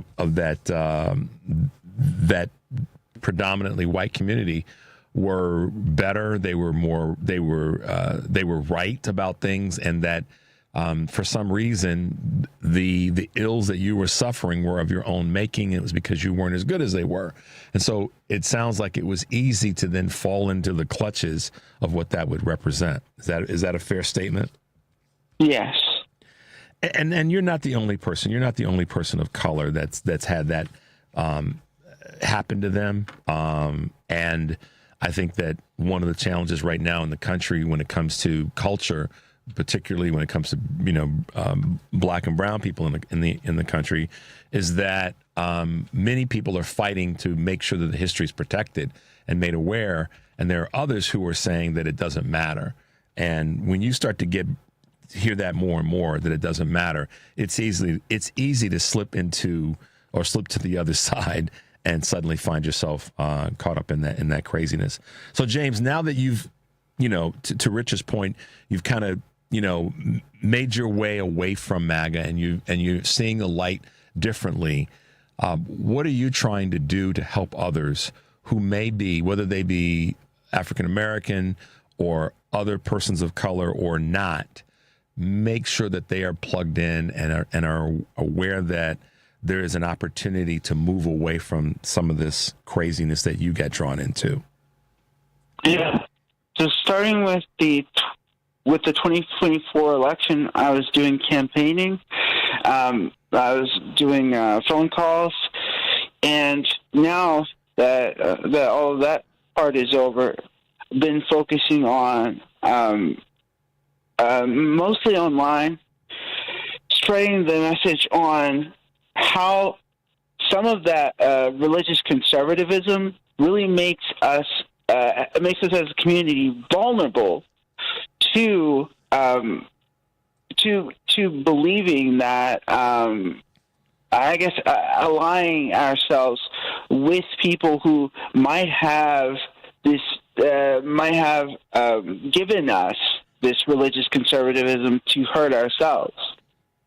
Yeah, that's a tricky one because, when you start talking about people's religion, they get a little guarded and protective, and when you start to call out things that come from religion or how people implement their belief about religion, you can definitely be on the third rail of getting people angry at you. So it does take some courage in that space. James, as you go forward and as you are trying to have an impact and be a voice for people, what are some of the things that on a day-to-day basis you think about and say, okay, here's what I can do, here's how I can try to have an impact when I'm out and about and when I'm encountering different people? Well, one of the things is that with one thing with work, for instance, is that when coming into this election with customers, I got really scared being in the South, and I was originally from Arkansas. I was just hearing just the most vile things, and so I shrunk away from my profession. And so after election, I decided that, hey, I'm going to go back into business, and I'm going to be loud as a business professional who is loud about his liberal ideas. And I just think that because of all of the way that we had to appease people in our South calls, things like that, that I just was feeding off so much of myself and so much of the interest of my community that I just want to be loud from here out. You want to make some noise. I get it. I get it. Yeah. Well, James, I will say this to you, and then I'm gonna kind of wrap up with Rich in our brief segment this morning. I'm proud that you were able to, quote, see the light, and I'm proud that you've been able to say, I'm going to be loud. Stay loud, young man. Stay loud. Stay loud. Don't let anybody tell you to damp down your voice. You may be. It's better to be loud and to speak your voice than it is to be quiet and not be heard. Because you can't get back not speaking up about something. You can at least know in your heart that you fought forward and that you were out there trying to make sure that your voice was going to impact people's lives in a positive way. So I applaud you for that, and stay in the fight. I promise you it'll benefit you in the short run and in the long run. So thank you, James Hicks, for taking some time to be with us this morning. Thank you.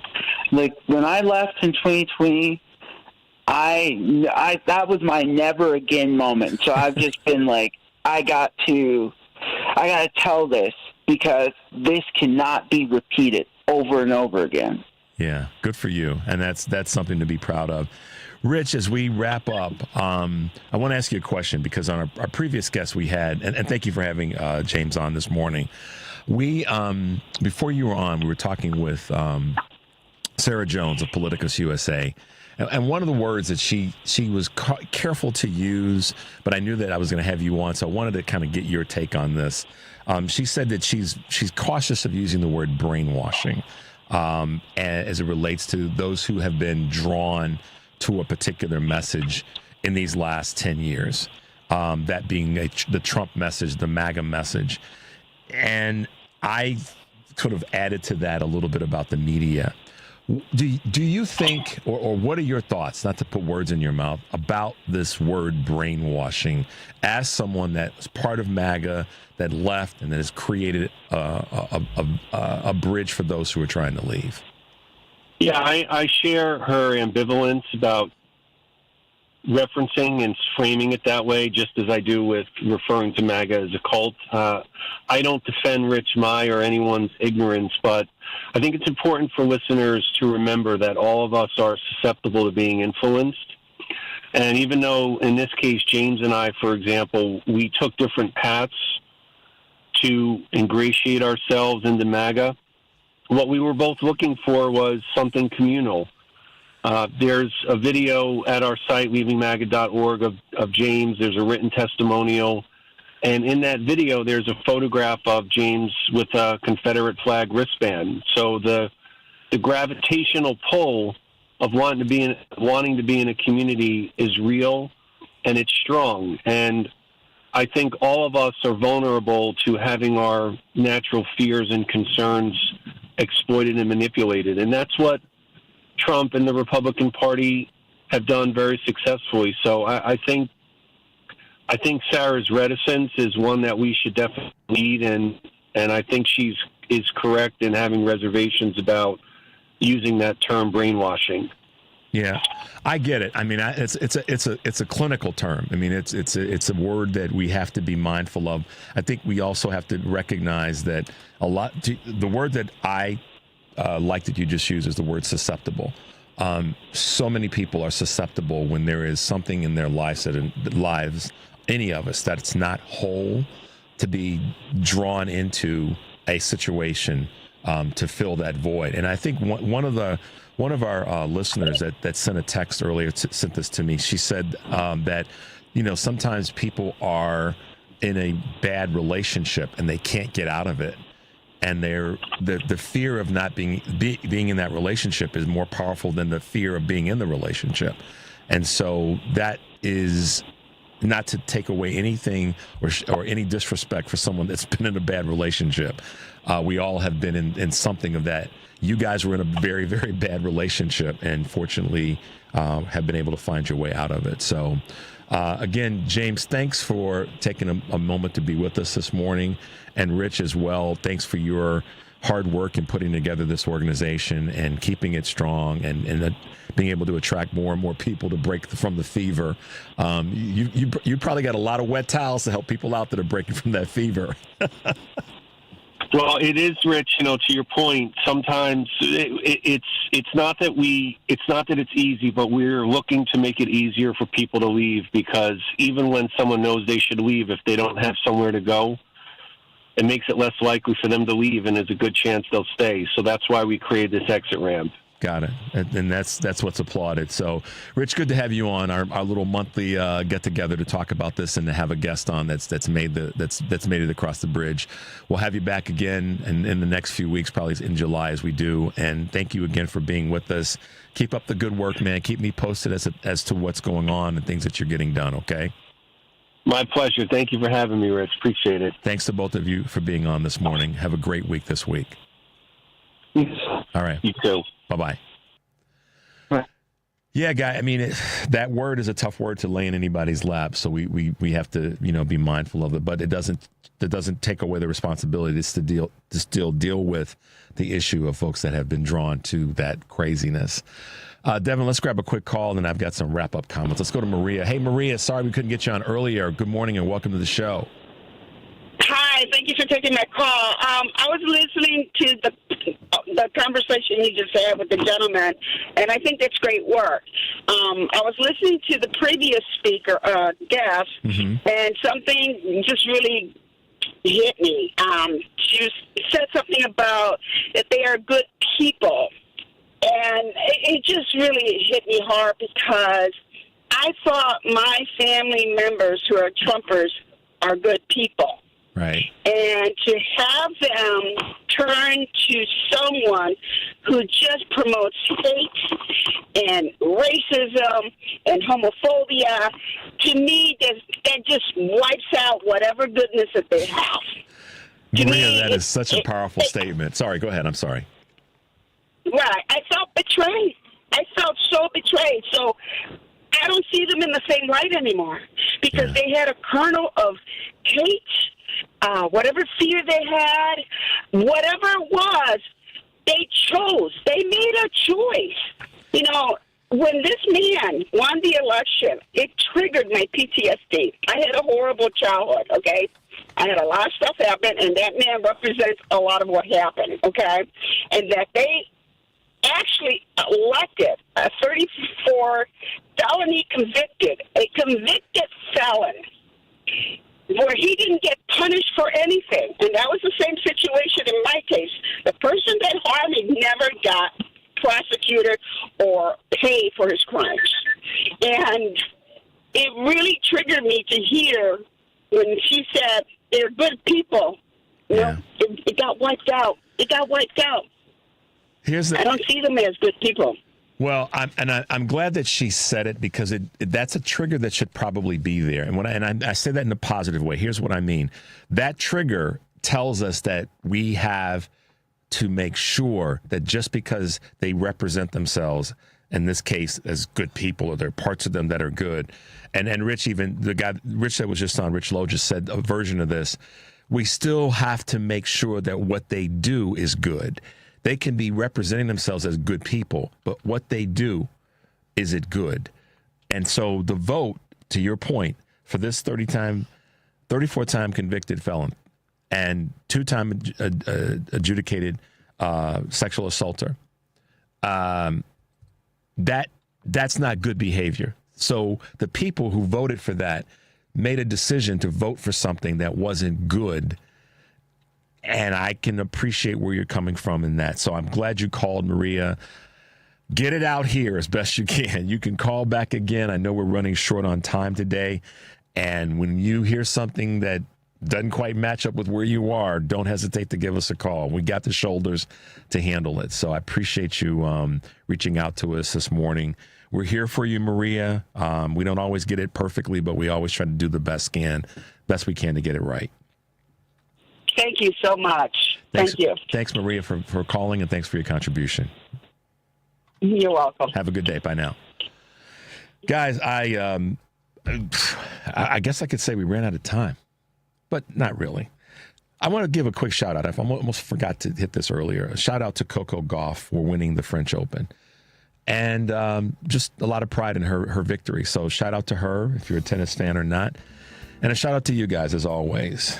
We say it because we mean it. Take a deep breath and make your life count. We'll see you tomorrow.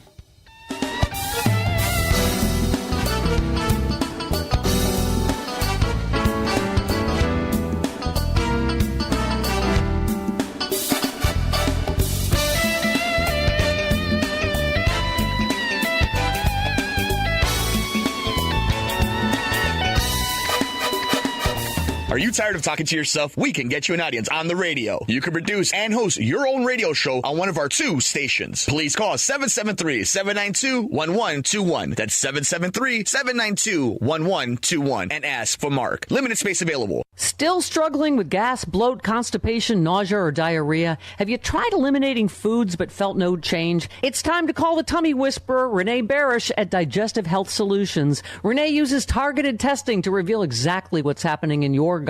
Gut bacteria plays a key role in all your body functions, from cardiovascular regulation to brain function. When the gut is imbalanced, you may experience symptoms that extend beyond the gut, such as anxiety, skin issues, poor sleep, or increased risk for disease. Digestive Health Solution uses advanced testing to identify harmful microbes and evaluate the overall balance of the gut ecosystem. Get insights into your health, digestion, and how your microbiome affects all aspects of your body. Stop suffering. Call Renee now at 847-207-2034 or visit thetummywhisperer.com.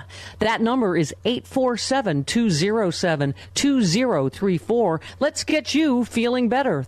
Well, June is Pride Month, and all of us who believe in freedom and equality are speaking out for LGBTQ plus rights. But did you know there's a way to raise your voice for equality every month? In fact, every day. It's your phone.